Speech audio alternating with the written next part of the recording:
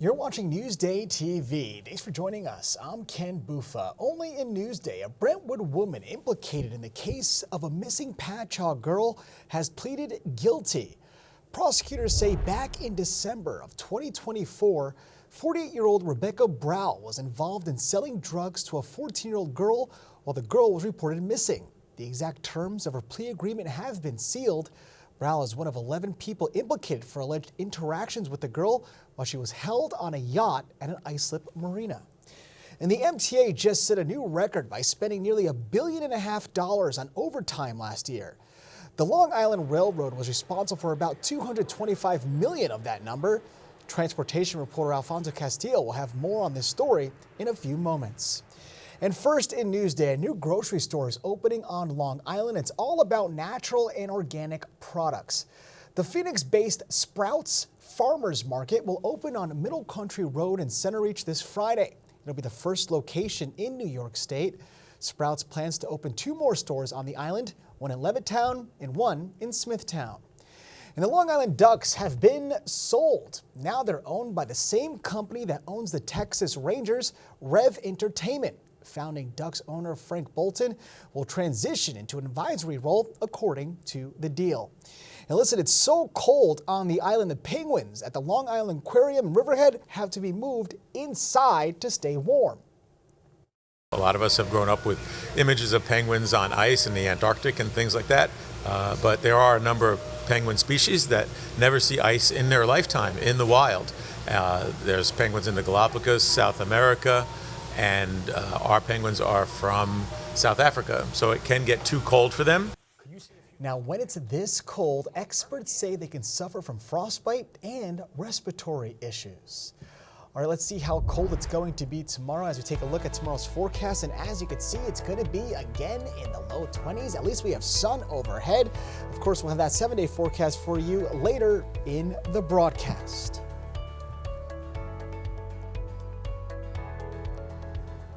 Nearly $1.5 billion. That's how much the MTA spent in overtime in 2025.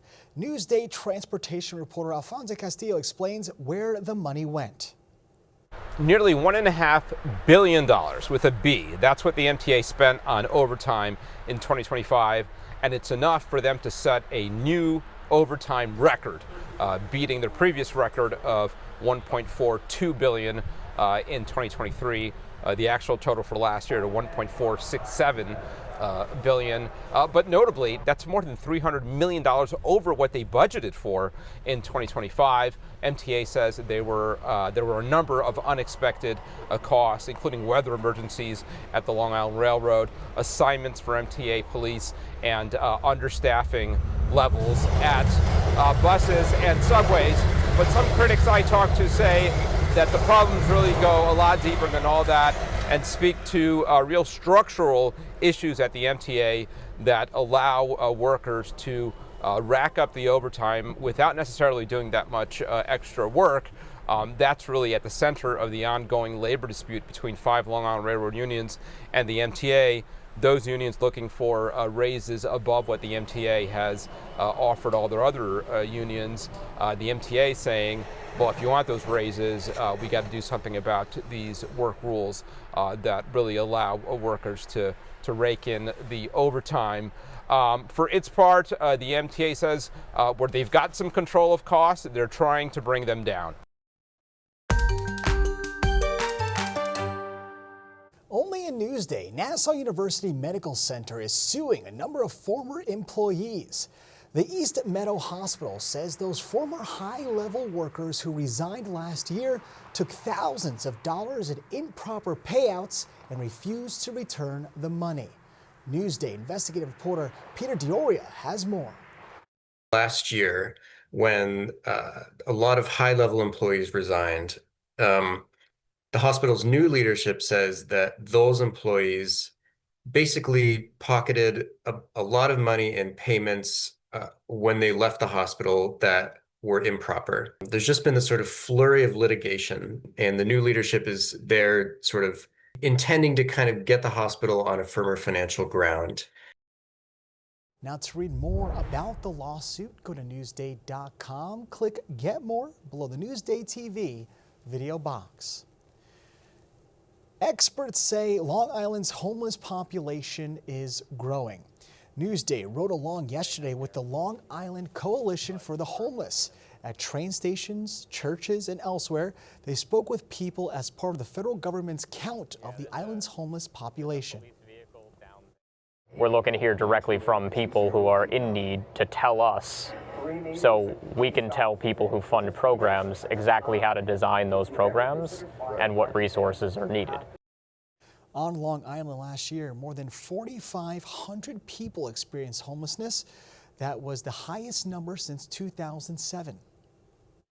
The population who's experiencing homelessness and entering homelessness now is very different on Long Island than it used to be.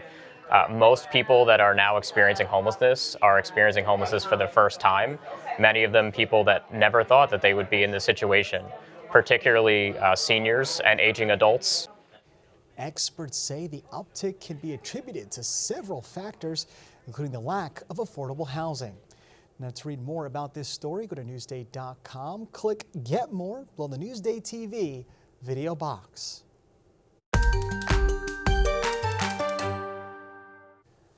A volunteer at Stony Brook Medicine is helping patients with food insecurity. Photojournalist Chris Ware continues our series, Volunteers of Long Island.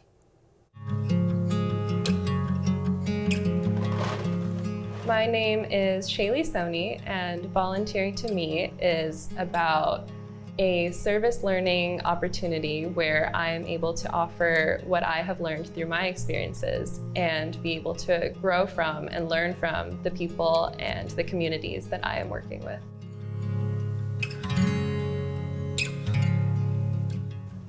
I volunteer with the Stony Brook Medicine Food Pharmacy Program, and it's important to me because through my experiences in healthcare, I've recognized that there are a lot of social factors outside of the hospital walls that influence how care is received within the hospital. I will speak to patients who come into the hospital who demonstrate food insecurity, and after a conversation, I will offer 2 weeks worth of supplemental food that they can bring home with them after they leave the hospital. And the other part of my time I spend gathering vegetables from the micro farm that Stony Brook Hospital has, then deliver these food to the hospital kitchen so that they can use it to make meals for the patients. I know that the baby that I was able to offer, supplemental nutrition to, or the elder individual who I'm giving this meal to is going to have this care and have the support that they didn't think they were going to receive. And it didn't take too much of my time, but I know that I'm able to make an impact for that individual. I find my role really special because I'm able to come in and tell them, hey, we want to help you even after you leave. And I'm able to introduce this idea of this food support, which they did not realize that they would be receiving when they came into the hospital. And I think being able to acknowledge some of these factors is really valuable in making a difference for the patients.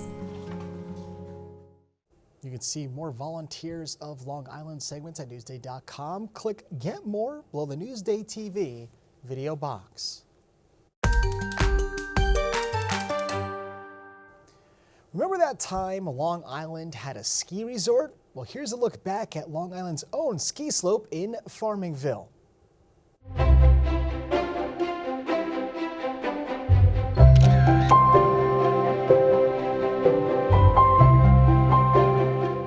When I mention this to people, they look at me like I'm nuts. Believe it or not, Long Island once had its very own ski hill, right smack dab in the middle of the island, the Bald Hill Ski Resort in Farmingville. It's not Vail, it's not Aspen, but you could go to the top of a hill and go down if you want. It was what the best Long Island could do. And for a lot of Long Islanders, it was more than enough as they celebrated its opening in 1965. The Bald Hill Ski Bowl, as it's officially known, was 344 feet high. At that point, it was pretty much the highest point on Long Island. It was packed all the time. You didn't have to drive 5 hours to a place. When it first opened, people were really amazed and impressed. Open day and night, 7 days a week, with rental skis and even lessons. It attracted thousands over the years. But without the help of Mother Nature, later, the slope melted away for good. In the winter of 1980, there was very, very little snow, and that was the impetus for closing it down. The address is still one ski run lane, but what used to be the ski slope is now the Catholic Health Amphitheater, providing Long Islanders with a different kind of entertainment. It's probably the second best outdoor venue on Long Island to see a show after Jones Beach. The lodge is still used as part of the event space, and now, decades later, many share fond memories of that icy slope, despite some serious wipeouts they'd maybe rather forget. Reporting for Newsday TV, I'm Macy Eklund. For more Picture This, go to Newsday.com, click Get More below the Newsday TV video box.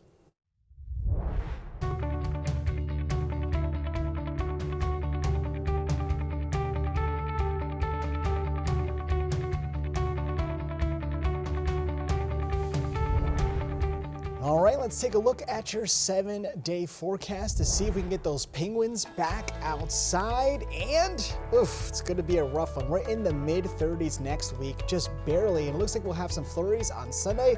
But again, it is cold, and the coldest night of the 7-day thus far, Friday night.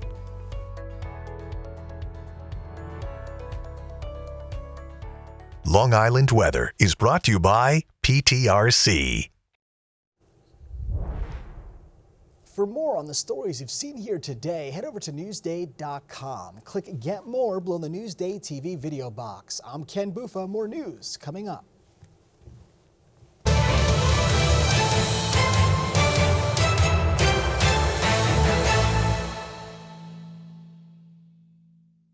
Watch Newsday TV on the big screen. Use the remote to activate Siri, Alexa, Roku, or the Google Assistant on your streaming device. Say, install Newsday.